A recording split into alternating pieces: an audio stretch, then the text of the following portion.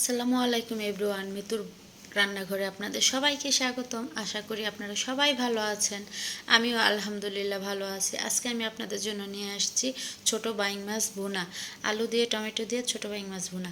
তো চলেন দেখে আসি কী কী নিয়ে নিয়েছি। আমি ছোট বাইং মাছ কেটে ধুয়ে পরিষ্কার করে ছোট ছোট করে কেটে নিয়েছি।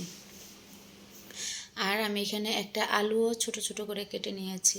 তো এগুলোকে আমি ধুয়ে পরিষ্কার করে নিয়েছি। এখন নিয়েছি পেঁয়াজ কুচি, টমেটো আর মরিচ ফালি।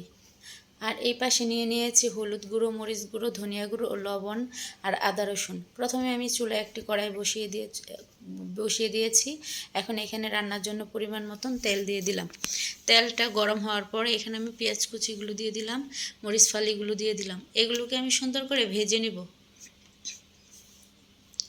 ভাজার সময় আমি একটু লবণ দিয়ে দিব, স্বাদ মতন লবণ। তো লবণ দিয়ে সুন্দর করে আমি পেঁয়াজগুলোকে ভেজে নিব। আমার পেঁয়াজ ভাজা প্রায় হয়ে গেছে। এখন আমি এখানে আদা রসুন পেস্ট দিয়ে দিলাম। এগুলোকে দিয়ে আদা রসুনটা আমি একটু আর ভেজে নিব যাতে কাঁচা গন্ধ না থাকে।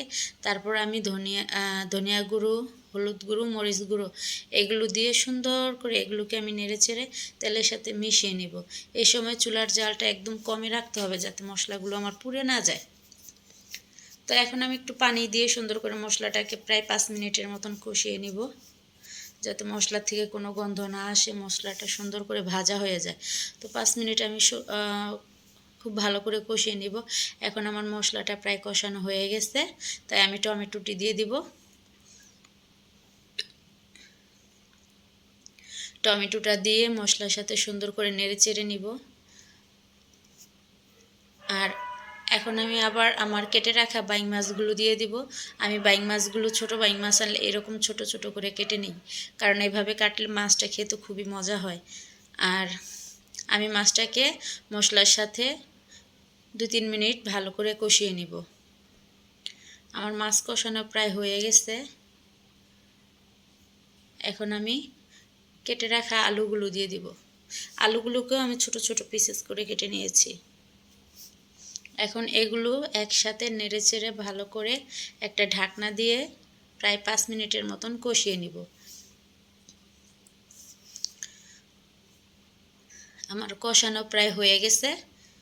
এখন আমি রান্নার জন্য পরিমাণ মতন পানি দিয়ে দিব।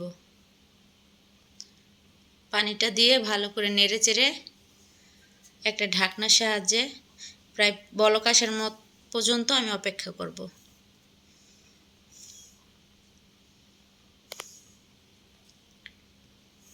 তো এখন ঢাকনাটা উঠিয়ে দেখব আমার তরকারিটা বলক এসে গেছে আর তরকারিটার ঝোলও অনেকটা কমে গেছে।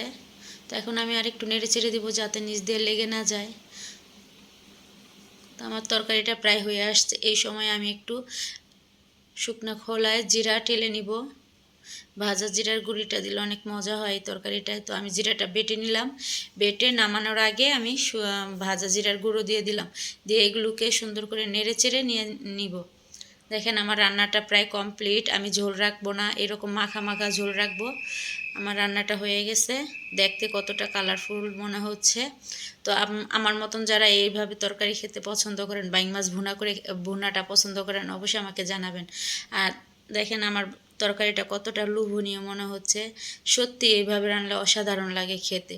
তো আমার ভিডিওটা ভালো লাগলে অবশ্যই আমার চ্যানেলটাকে সাবস্ক্রাইব করে দিবেন। আল্লাহ।